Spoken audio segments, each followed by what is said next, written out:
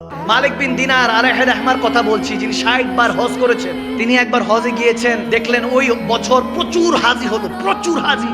রাতে ঘুমাতে গেলেন ১০ই জিলহজের পরের দিন। যখন ঘুমাতে গেলেন আওয়াজ আসলো গায়েব থেকে, কে জানি বলতেছে খাবের মধ্যে, স্বপ্নের মধ্যে, এ মালিক বিন দিনার, এই বছর যত হাজি আছে প্রত্যেকের হজ আল্লাহ কবুল করছেন একজন ছাড়া। সবার হজ কবুল একজন ছাড়া। তখন মালিক বিন দিনার খাবে স্বপ্নে জিজ্ঞেস করছেন, হুইজ হি, কে সে? তখন আওয়াজ আসতেছে মুহাম্মদ বিন হারুন বলখি আলাইহির রাহমা। এক আল্লাহওয়ালার কথা বলছেন যে হারুন বলখির হজ আল্লাহ কবুল করে নাই, তার মুখে মেরে দিয়েছে। তো যখন এই অবস্থা হয়েছে বলতেছে তাকে গিয়ে জানান। মালিক বিন দিনার ঘুম থেকে উঠলেন, ফজর নামাজ পড়লেন, খোঁজা শুরু করলেন। এখন যারা হজে গিয়েছে তারা এই বিষয়গুলি জানে যে এক একটা তাবুক আলাদা থাকে। বাংলাদেশ থেকে যারা যায় তাদের তাবুক আলাদা, যারা ইয়ামান থেকে যায়, মিশর থেকে যায়, তাদের তাবুক আলাদা, হিন্দুস্তান থেকে পাকিস্তান থেকে যায় তাবুক আলাদা। এক একটা দেশের এক একটা আলাদা আলাদা গোত্র আছে। ওখান থেকে প্রত্যেকে এরহাম বাঁধে, নিয়ত করে হজ করে। এখন খুঁজতেছে বলখিবাসীরা কারা। খুঁজতে খুঁজতে এক জায়গায় যখন দেখলো ওখানে বলখি লেখা, বলখবাসীরা, ওখানে গিয়ে জিজ্ঞেস করছে হারুন বলখিকে চিনেন? বলে হ্যাঁ চিনি, কিন্তু অনেক বড় আল্লাহওয়ালা, পরেজগার বান্দা। তিনি তো কিয়ামুল লাইল করে সারা রাত ইবাদত করেন, সারা দিন রোজা রাখেন। সুবহানাল্লাহ। এরকম অবস্থা, এত ইবাদত গুজার। বলতেছে বলেন কি?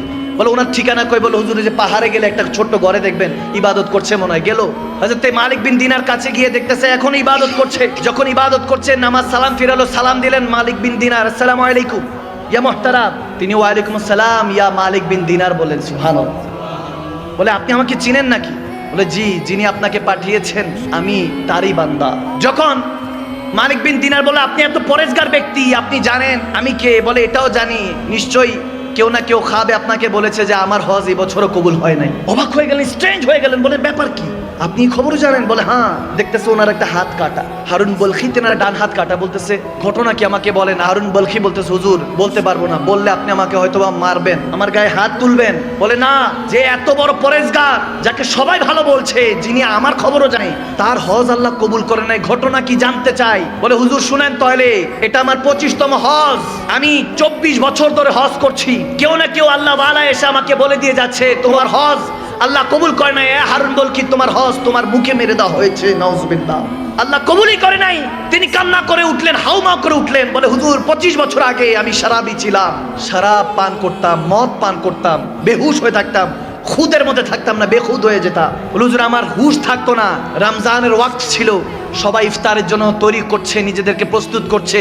আমি মদ পান করে যখন ঘরে প্রবেশ করলাম, ক্ষুধা পেয়েছে, খাবারের জন্য যখন হাত বাড়াচ্ছি, মাকে বললাম রুটি দাও, গোশত দাও। মা বলল শরম করো, হায়া করো, লজ্জা করো, সবাই রোজাদার, তুমি কেমনি ভাবে বেরোজদার মদ পান করে এসে তামাশা করছো? হায়া করো, লজ্জা করো। যখন বলছে, দেখেন অনেকে, আমি এই জায়গায় একটা কথা বলি, কোনো মা বাবা যদি তার সন্তানের সাথে কথা বলতে কার্পণ্য বোধ করে, চিন্তা করে যে আমার সন্তান এই কথাটা বললে হয়তো রাগ করতে পারে, আমি মনে করি সেই রকম সন্তানের মতো বদনসিব সন্তান আর জমিনে নেই। আওয়াজ দেয় না? ঠিক না?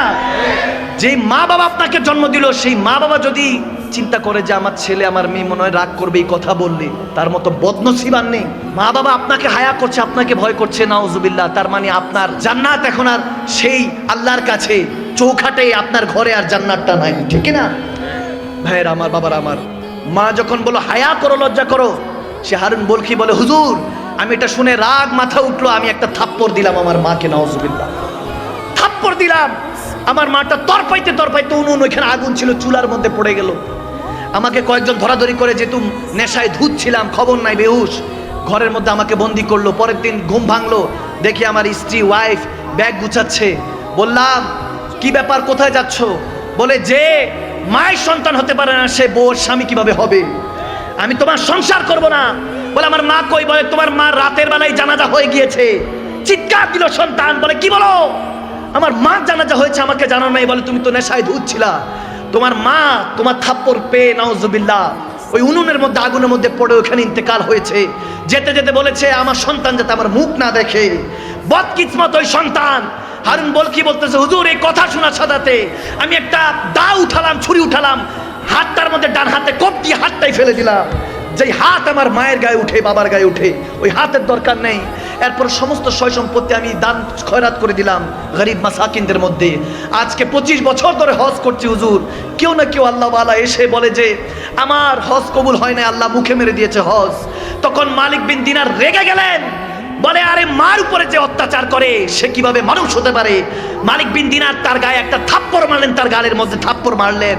তখন হারুন বলকি বলে হুজুর এটারই লায়েক আমি অনেক বড় গুনাহগার, মার সাথে জুলুম করেছি, বাবার সাথে জুলুম করেছি, থাকতে বুঝি নাই, এখন চলে গিয়েছে, এখন হাউ মাউ করে কাঁদিয়েছি। মাগো একটাবার বলতে চাই তোমার রান্না খুব ভালো লাগতো, বাবা গো একবার বলতে চাই তুমি আমার জন্য যে পরিশ্রম করো কখনো বুঝতে দাও না তোমার মনের কষ্টগুলি।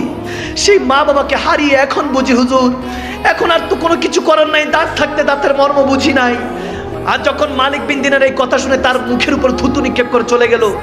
রাতের বেলা যখন ঘুমালেন মালিক বিন দিনার এখানে দুনিয়ার চোখ বন্ধ করলেন, ওখানে কিসমতের চোখটা আল্লাহ খুলে দিলেন।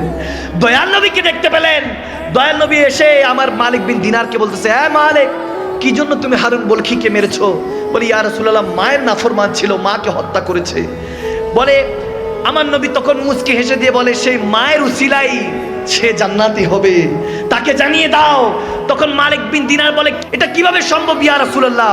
বলে হাসরের ময়দানে যখন সে হারুন বলকিকে টেনে হেসে ওই ফেরেশতারা নিয়ে যাবে, মাকে উঠাবে, আল্লাহ বলবে এই মা তুমি বলো তোমার কি হিসাব নিকাশ। আল্লাহর কাছে সেদিন ওই মা চিৎকার দিয়ে বলবে, আল্লাহ ওগো পারওয়ারদিগারে আলম, ইয়া রাব্বাল আলামিন, আমার সন্তান আমাকে হত্যা করেছে, আগুনে নিক্ষেপ করেছে, হত্যা করেছে, তাকে কত কষ্ট করে 9 মাস 10 দিন 10 মাস 10 দিন পেটে রেখেছি, আমাকে সে কষ্ট দিয়ে হত্যা করেছে, আমি বিচার চাই। আল্লাহ বলবে এই বদবখতকে উঠা, ফিনারে জাহান্নামা খালিদিনা, চিরস্থায়ী জাহান্নামে নিক্ষেপ কর।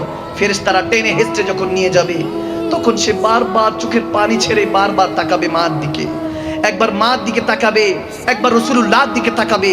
তখন মালিক বিন দিনারকে আমার নবী বলতেছেন যে ওই সময় সে তার মাকে চিৎকার দিয়ে একবার তাকাবে, দুইবার তাকাবে, তৃতীয়বার চিৎকার দিয়ে বলবে, মা গো ক্ষমা করে দাও আমাকে, আমাকে ফেরেশতারা জাহান্নামে নিক্ষেপ করছে। মা তুমি কোথায়? আজকে আমাকে জাহান্নামে নিক্ষেপ করছে।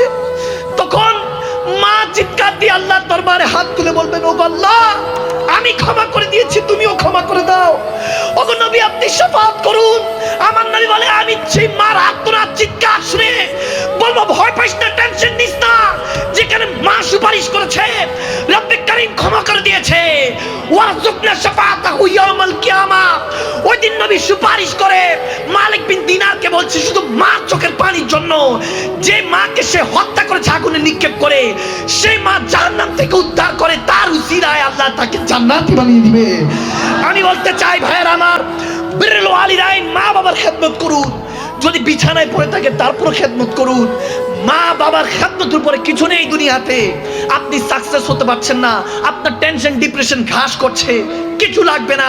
আপনি যদি দেখেন আপনি কোনো কাজে হেরে যাচ্ছেন, যান মার কদমে গিয়ে চুমু খান, বাবার কদমে গিয়ে চুমু খান। ওই চৌখট জান্নাতের চৌখটে চুমু খাওয়ার সাথে সাথে রব্বে কারীম আপনার সমস্ত বোঝা মনের কষ্টগুলি হালকা করে দিবে। সুবহানাল্লাহ।